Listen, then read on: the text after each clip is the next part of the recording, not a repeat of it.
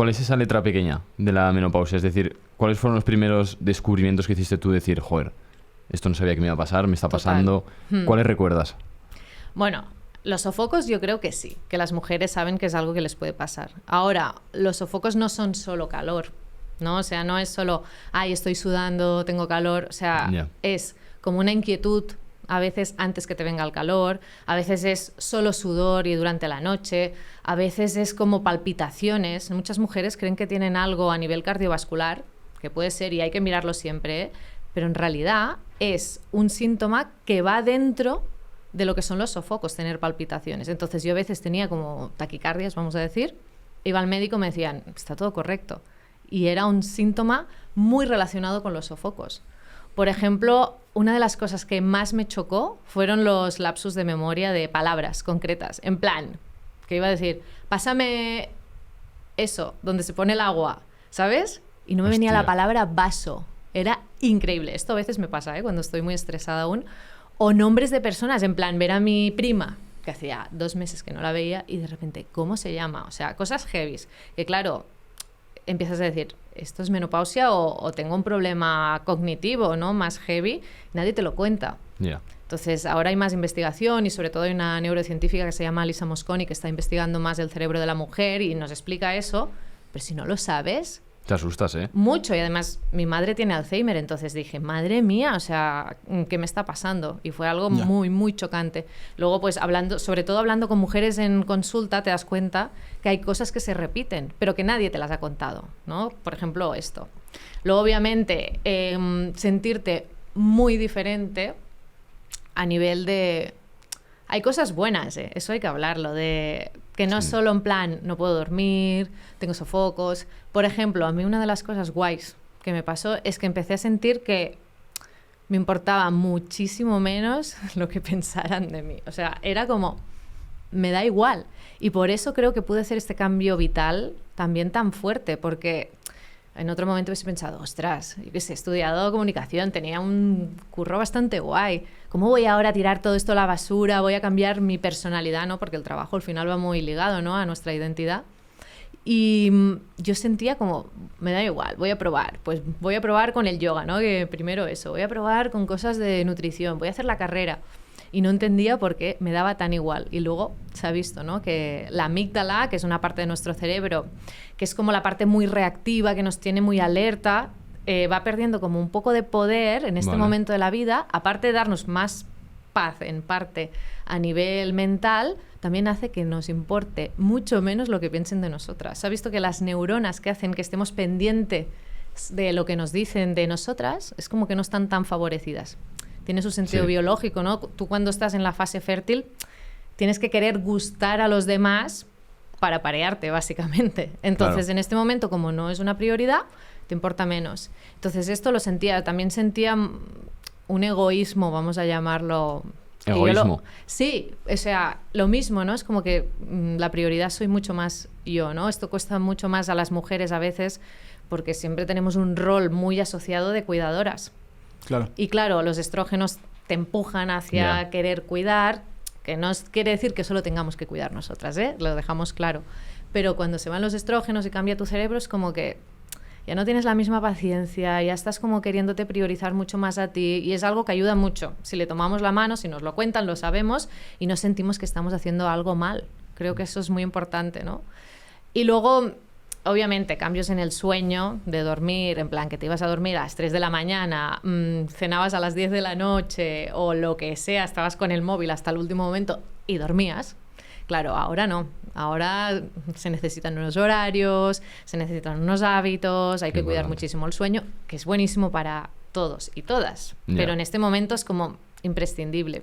Luego, obviamente, se habla siempre, ¿no?, de engordar en la menopausia, pero es que no es solo un tema de peso, es un tema de pérdida de musculatura, que para mí es uno de los objetivos en esta etapa, y de redistribución de la grasa. O sea, muchas veces sentimos que el cuerpo cambia y cambia mucho, porque, por ejemplo, a mí me pasó de ser una persona súper delgada, con cintura de mujer de etapa fértil, a ser mucho más recta y a tener mucho más acúmulo de grasa en la zona central, en la zona abdominal. Claro, como no te lo han contado, tú empiezas a sentir que tu cuerpo está fatal, que te has dejado, que no estás haciendo lo suficiente, que tienes que comer menos, y no te han dicho que es completamente normal, igual que una niña es recta.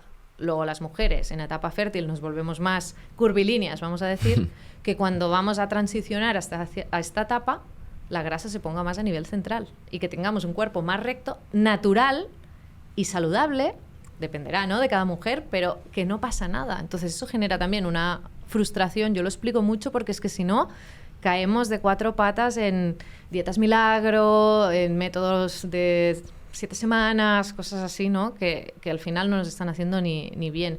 Pero yo fui la primera que caí en eso, que sentí que mi cuerpo estaba mal, que me estaba descuidando, que comía demasiado, hacía un entreno que tampoco era el que tocaba para esta etapa. Y aparte de esto, también todo el tema de piel y mucosas también es muy curioso, ¿no? Que de repente, ya no hablo de la parte más estética, que sí se nota la piel que cambia, pero por ejemplo, a mí me notaba que los ojos los tenía sequísimos, ¿no? Y nunca me habían contado que eso podía tener relación. Yo miraba la pantalla y como que me costaba mucho más ver y tal. Y claro, es que se seca la piel, pero se seca tus ojos, se seca tu vagina, se seca tu mucosa intestinal. Eso también es algo muy curioso que muchas mujeres no saben, que cambia mucho cómo digerimos, cómo está nuestra microbiota. Muchas mujeres tienen más estreñimiento o se hinchan más, que no inflaman, se hinchan más después de comer o en general, porque cambia mucho cómo están las mucosas, incluso las bacterias que viven en el intestino, porque están muy moduladas por todo lo que tiene que ver con las hormonas. Es que las hormonas modulan todo, ¿no? En lo bueno y en lo malo. Marta, yo creo que vamos a hablar de muchos temas, además también de tu estilo de vida, de dónde vives, cómo vives, creo que también es muy inspirador esa parte. Yo creo que el inicio que deberíamos hacer es poner en contexto de qué es lo que compone a una mujer, y sobre todo a una mujer a partir de los 40, que es cuando empezamos a ver estos síntomas. ¿Qué hormonas contamos en este arsenal de hormonas a partir de los 40? Sobre todo, ¿cuáles son las protagonistas? ¿Y qué contexto social estamos viviendo en esa etapa para poder tener esa base, ese contexto, esa información, y desde aquí poder ya recomendar pues, cambios en los hábitos, cambios en la alimentación, para poder vivir mejor, ¿no?, y sentirte mejor? Totalmente. O sea, para simplificarlo, las mujeres tenemos 2 hormonas principales: estrógenos y progesterona. Normalmente hablamos de estrógenos porque es como la hormona principal, la que tiene más funciones, la que tiene más receptores y la que quizá notamos más. Pero ojo, que la progesterona es súper importante también. Entonces, o sea, de media en España, a los 51 años, las mujeres entran en menopausia, que eso es un día. Esa es la edad media, 51, sí, ¿no? En el mundo, si hiciéramos un cómputo del mundo, es a los 49.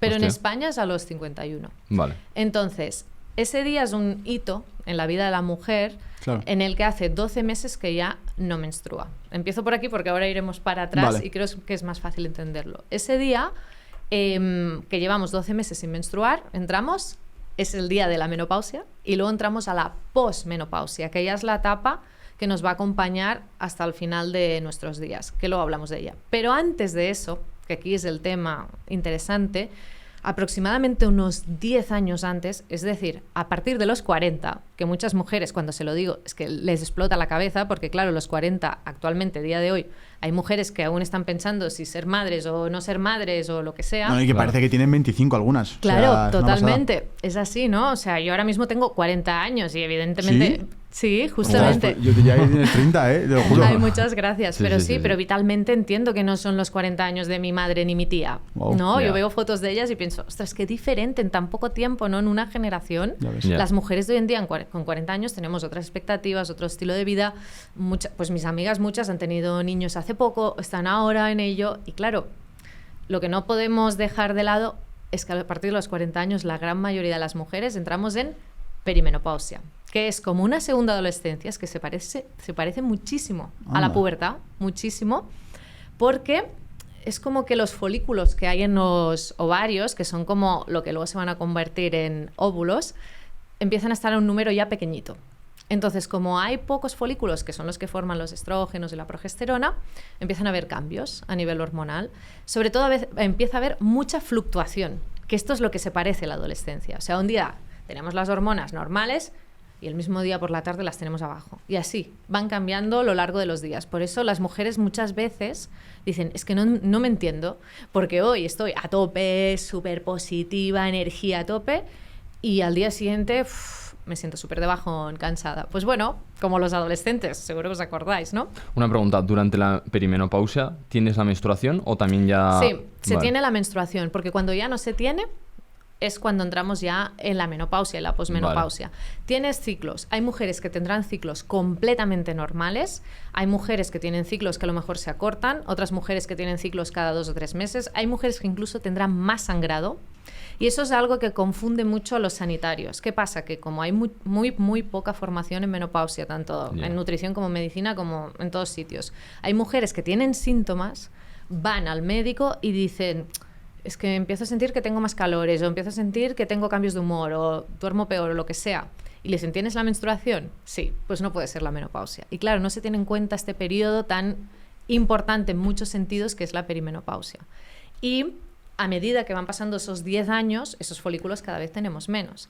Entonces van bajando aún más la formación de estrógenos y progesterona, y hay como un momento de acumulación de síntomas que le llamamos el climaterio, que son 2-3 años antes del día de la menopausia, 2-3 años después.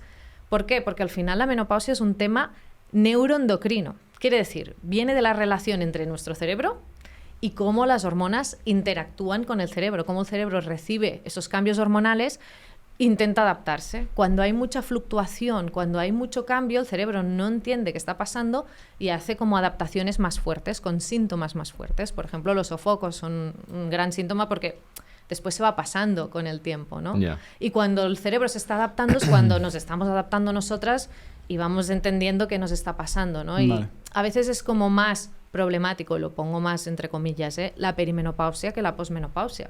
Cuando ya entramos en la posmenopausia, entramos en una linealidad, como vosotros, como los hombres. Tenemos niveles de estrógenos y progesterona bajos, pero estables. Entonces, hay una parte guay de eso, que no pasa durante la etapa fértil, que es que sabemos más o menos cómo vamos a estar todos los días, ¿no? En el ciclo menstrual también tela, ¿eh? Sí. Es muy diferente los primeros 14, 12 días que los restantes. Que de hecho luego hablaremos de manual para hombres, para saber cómo tenemos que afrontar estas cosas para poder facilitar la vida 100%. En estos periodos, que yo creo que también es importante. Luego hablaremos de eso. Súper. Has mencionado 2 hormonas, la progesterona, los estrógenos. Vamos a hablar más de esto. ¿Cuáles son las hormonas importantes en la mujer y qué partes también de la salud a nivel ya, pues yo qué sé, ciertos órganos o, Totalmente. o cosas que tengan dentro del cuerpo que sean importantes destacar para esta etapa? Los estrógenos. Estos son muy importantes. En la etapa fértil, el estrógeno principal es el estradiol. Y luego en la perimenopausia y menopausia empieza a ganar terreno otro estrógeno que se llama estrona, ¿vale? Y son bastante diferentes. El estradiol tiene efectos en los ovarios principalmente, a nivel de ciclo menstrual, pero el segundo órgano con más receptores hormonales, ¿cuál diríais que es de estrógenos? Con más receptores hormonales. El segundo órgano. Después de los ovarios. Joder. Estamos en la pregunta de examen. No sé por qué me viene a la cabeza el hígado, pero no sé por qué, no tengo ni idea. El cerebro. El cerebro, fíjate. Por eso tiene tanto efecto en cómo nos sentimos, ¿no? Tiene sentido. Entonces, tiene muchos efectos en el cerebro, en las zonas que son más activas del cerebro, lo que hablábamos de la amígdala, ¿no? Que pierde un poco de protagonismo. Yeah. En cómo nos sentimos a nivel de neurotransmisores. Por ejemplo, los estrógenos están muy ligados a la serotonina. Y luego a la melatonina, por supuesto, porque viene del mismo sitio. Por eso las mujeres durante la primera fase del ciclo menstrual están más positivas, de buen humor, que antes que les venga la menstruación. Claro. Porque tienes menos serotonina. También duermes mejor después de la menstruación que antes. En la perimenopausia y la menopausia, pues depende de la fluctuación y el momento en que estemos, pero normalmente no tenemos tanta serotonina, nos lo tenemos que currar más para sentirnos alegres y positivas, y tenemos que currarnos más el sueño porque hay menos melatonina. ¿El hombre tiene estradiol también? No, o sea, un poquito. He escuchado que también tiene estrógenos, ¿verdad? Sí, podemos tener estrógenos, pero una cantidad muy, muy, muy pequeña. Progesteronas que no, pero estrógenos sí, evidentemente. Y nosotras tenemos, no he hablado tanto de la testosterona, pero podemos también hablar de ella, porque creo que es importante también hablar de la testosterona en la mujer. Claro. Es importante y nos ayuda a ciertas cosas. Vale. Entonces, a nivel de cerebro nos ayuda esto, ¿no? Sobre todo la serotonina, pero también, por ejemplo, a nivel de cerebro, la progesterona nos ayuda con la GABA, que es la calma, el freno de mano. Cuando te pones nerviosa, llega la progesterona y es como lo que te dice, venga, cálmate. Si no tienes GABA, es como Wow. te pones nerviosa y no hay nada que te frene. ¿Y más es mejor? Es decir, más progesterona, más, No, más estrógenos. más estrógenos ni más progesterona es mejor. Tener más progesterona es difícil. De hecho, una de las cosas que hay que cuidar también en la perimenopausia es que la progesterona va a bajar más rápidamente que los estrógenos normalmente, porque progesterona solo formamos en los ovarios prácticamente, y estrógenos pues hay un poquito en las suprarrenales, en la grasa del abdomen. Entonces normalmente la bajada no es paralela, sino que baja más la progesterona que los estrógenos, y eso da mujeres que tengan reglas muy abundantes, dolor de pechos, entre otras cosas. Entonces hay que cuidar este equilibrio, pero muchos estrógenos no es mejor. Hay que tener los que tocan, ¿no? Para nuestra edad. O sea, que nuestro objetivo no debería ser como aumentarlos, sino debería ser No, otro. yo diría que el descenso sea lo más paulatino posible. Vale, esto frenar el ayuda descenso. al cerebro a que se adapte a lo que está pasando, que no haya una bajada de golpe. Por eso yo tuve tantos síntomas. Porque mi fue bajada, radical, ¿no? imagínate, de mujer de 26 años a mujer de 70 en 5 horas que duró la operación. Wow. Claro, el cerebro dijo, ¿qué te está pasando? O sea, qué locura. Y ahí, bueno, sofocos de locos, cambios de humor, todo, pero porque no es lo natural, no es lo que le pasa a las mujeres si todo va bien, ¿no?